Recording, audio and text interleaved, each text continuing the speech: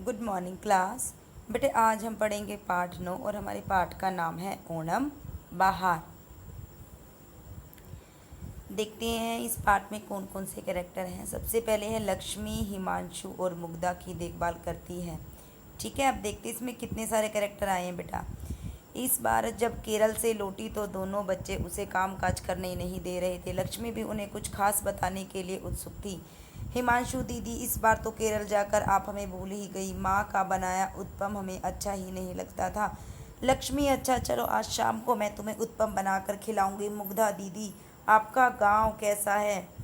लक्ष्मी, मेरा गांव बहुत सुंदर है। पूर्व दिशा में सह्याद्री पर्वत है।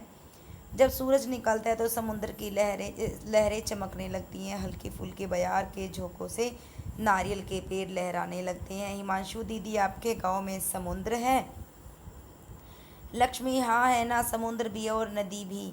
नदी का निर्मल जल वातावरण को और सुंदर बना देता है। आसमान में उड़ते तरह तरह के पक्षी नीचे आकर पानी में अटखेलियाँ करते हुए सुंदर लगते हैं। नदी के किनारे पर खिले जंगली फूलों पर रंग बिरंगी तितलियां मंडराती हुई मन को लुभाती है। मुग्धा दीदी, तभी आपने इस बार इतनी देर लगाई आने में? लक्ष्मी, नहीं भाई, देर से आने का कारण है ओणम, यानी कि ओणम के बारे में बता रही है। एक फेस्टिवल है बेटा, वो केरल में मनाया जाता है। दीदी, ओणम क्या है, उससे क्या क्या होता है? लक्ष्मी कहती है, हमारा त्योहार है। जब किसान फसल काट कर खलियान भर चुके होते हैं तब केरल में ओणम का त्यौहार शुरू होता है। मुग्धा, शुरू होता है मतलब क्या ये त्यौहार कई दिनों तक चलता है? और क्या इस त्यौहार में बच्चे भी कुछ करते हैं दीदी? आगे बताती है। लक्ष्मी कहती है, हाँ ये 3 दिन तक चलता है और इसमें बच्चे सुबह सुबह नहा धोकर लाल पीले सफ़ेद फूल तोड़कर लाते हैं। जगह जगह बाग बगीचों में बच्चों की टोलियाँ नजर आती हैं। फिर हिमांशु कहता है, क्या लोग उन्हें मना नहीं करते? लक्ष्मी, अरे नहीं, सब खुश होते हैं, एक दूसरे की मदद करते हैं। स्त्रियाँ आंगन को गोबर से लीपकर फूल चक्र बनाती हैं, यानी रंग बिरंगे फूलों की गोलाकार आकृतियाँ। इसे पूक कलम कहते हैं। घर का मुखिया सबको नए कपड़े देता है। नए कपड़े पहनकर भगवान विष्णु और महाबली की मूर्तियों को आंगन में चावल के आटे और नन्हे नन्हे सफ़ेद द्रोण पुष्पों से सजाते हैं। हिमांशु कहते हैं, दीदी महाबली कौन?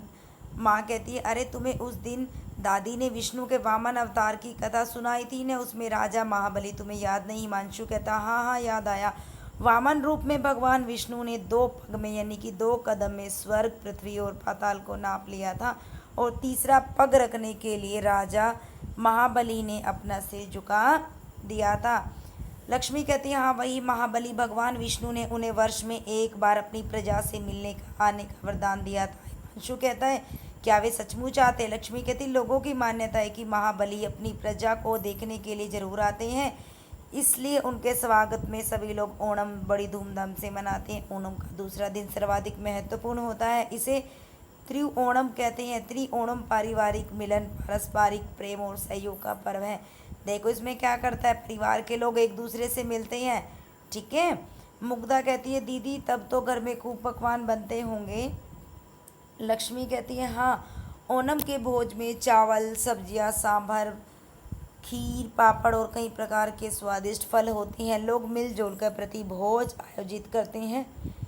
हिमांशु, और क्या क्या करते हैं दीदी? माँ, प्रति भोज के बाद अपनी अपनी रुचि के अनुसार खेल कूद, कविता, प्रसंग, संगीत, नृत्य आदि में हिस्सा लेते हैं। लक्ष्मी कहती है, हाँ हाँ, आपने बिल्कुल ठीक कहा। इस अवसर पर विशेष रूप से खेले जाने वाले जैसे कि ततन तुकली या किलिट कुकली, टुकली, ताश, शतरंज आदि में पुरुष बढ़ चढ़कर हिस्सा लेते हैं। मुग्धा, और लड़कियां, महिलाओं और लड़कियों के खेल अपने खेल के नृत्य होते हैं जैसे कि तूती तुल, तिरुवातिर, केकोटी, कली आदि। महिलाएं नाचते समय गाती, अपने घर को खूब सजाया जाता है। और महाबली, आओ फैले सुख और शांति सभी में, सबको वर दे जाओ। इस अवसर पर कथकली नृत्य का आयोजन विशेष रूप से किया जाता है। माँ कहती है, अरे लक्ष्मी, ओणम पर नौका दौड़ भी तो विशेष प्रसिद्ध है ना, हमने टीवी पर नौका दौड़ तो देखी थी।